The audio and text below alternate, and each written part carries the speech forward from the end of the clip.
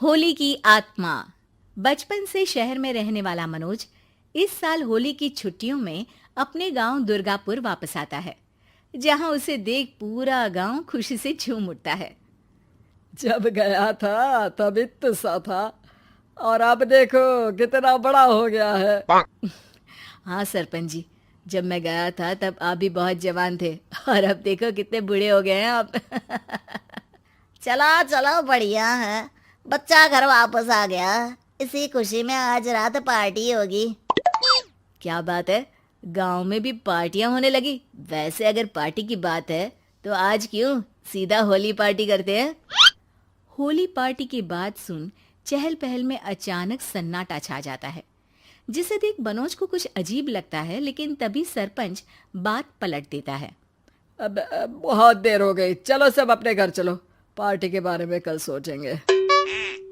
मनोज भी mummy papa के साथ घर आ जाता है, पर होली पार्टी और उस पर पूरे गांव की खामोशी वाली बात अभी तक उसके जहन से निकलती नहीं। पापा, होली पार्टी की बात पर सब चुप क्यों हो गए थे? अरे होगी उनकी कोई अपनी बात। मुझे गांव की पंचायत ही थोड़ी पता है।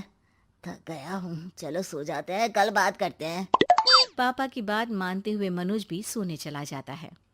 आज तो छुपा लिया, लेकिन हफ्ते बाद जब होली का दिन आएगा तब इसे कैसे रोकोगे? अगली सुबह सूरज के साथ ही मनोज भी गांव घूमने निकल जाता है, जिस पर रास्ते में उसे अपनी ही उम्र के कुछ लड़के भी मिलते हैं, जिनसे दोस्ती कर अब वो उनके साथ घूमने लगता है। इसी तरह कुछ दिन बीत जाते हैं और होली नजदीक आने लगती है। दोस्तों, होली में 4 दिन ही बचे हैं, पर गांव में उसकी कोई तैयारियां क्यों नहीं दिख रही? क्योंकि यहाँ होली नहीं मनाई जाती। अरे पर ऐसा क्यों? वो राजा भूषण। अरे तुम 4 दिन के लिए आए हो, क्या इतना सोच रहे हो? चलो कुछ खाने चलते हैं। इसी के साथ एक बार फिर होली की बात को टलते हुए देख मनोज को शक होने लगता है। वो घर पहुंचते ही इंटरनेट पर अपने गांव और राजा भूषण के बारे में जानकारी निकालने लगता है। क्या? मुझे आज तक ये नहीं पता था। ऐसा कैसे? किसी ने मुझे कुछ बताया क्यों नहीं? सारी जानकारी लेने के बाद मनोज गांव वालों या अपने मम्मी पापा से कुछ पूछे बिना खुद ही उसकी सच्चाई के बारे में छानबीन करने लगता है, जिसके चलते वो राजा भूषण की हवेली में पहुंचता है। वाह, क्या हवेली है यार। पर क्या यहाँ सच में कोई भूत है? हेलो भूत जी, कोई है क्या? हम इस साल गांव में होली सेलिब्रेट कर रहे हैं, क्या आप उस पर थोड़ा इंटरव्यू देंगे? मनोज के ऐसा बोलते ही गांव में तूफान उठ जाता है और हवेली में रखी सारी चीजें हिलने लगती है। एक अदृश्य शक्ति मनोज को धक्का देकर हवेली से बाहर निकाल दरवाजा बंद कर लेती है। ये सब देख मनोज हैरान रह जाता है।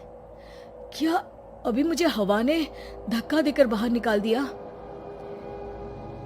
मेरे होते हुए इस गांव में कभी होली नहीं मन सकती, इसलिए दोबारा ऐसी कोशिश भी मत करना, अंजाम बुरा होगा। आवाज सुन मनोज हैरानी से इधर उधर देखने लगता है, पर उसे कोई दिखाई नहीं देता। वो गांव वापस आ जाता है, जहां तूफान की वजह से सब कुछ तहस महस हो चुका होता है। आखिर ये तूफान आया कैसे? ना ऐसा कोई मौसम था और ना ही हमने होली का त्योहार मनाने की बात की थी। सरपंच की बात पर कोई रिएक्शन दिए बिना मनोज चुपचाप अपने घर चला जाता है। इस तरह देखते ही देखते होली का दिन भी आ जाता है और मनोज रंग लेकर गांव में निकल जाता है, लेकिन गांव पूरी तरह खाली होता है। अरे त्योहार का दिन है, धूमधाम की जगह मातम क्यों मनाया हुआ है? मनोज की आवाज सुन सब अपने घर की खिड़कियां खोल के घर के अंदर से ही उसे वापस जाने के लिए कहने लगते हैं, पर वो किसी की नहीं सुनता। तुझे पहले भी समझाया था, अगर होली खेलने की कोशिश भी की तो अच्छा नहीं होगा। अरे बात मान लो बेटा, तुम्हें सच नहीं पता। मुझे सब पता है। सालों पहले इस राजा ने एक अंधविश्वास फैलाया और आप लोग आज तक उसे मानते आ रहे हो।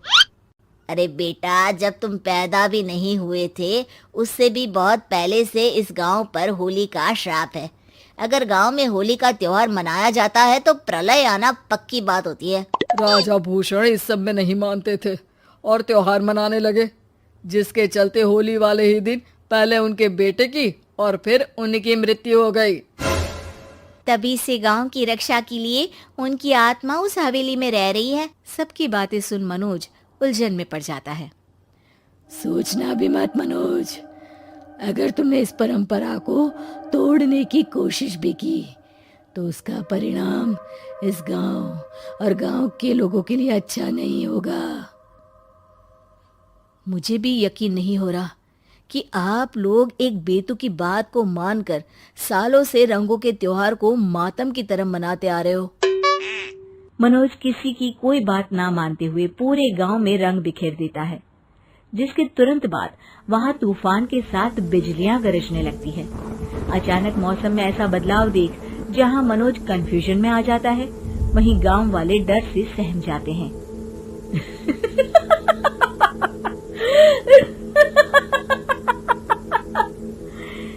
इस लड़के ने हमारे जैसे सिर्फ अपने स्वार्थ के लिए नहीं बल्कि पूरे गांव की खुशियों के लिए यहाँ होली मनाई है, जिस वजह से अब इस गांव पर होली का श्राप टूटता है। ऐसा बोलकर राजा का भूत वहां से गायब हो जाता है, जिसके बाद गांव के लोग धूमधाम से होली मनाते हैं। खुशियों के रंग गांव में बिखरे ही होते हैं कि अगली सुबह अचानक मनोज कहीं गायब हो जाता है और एक बार फिर गांव में होली का नया राज शुरू हो जाता है।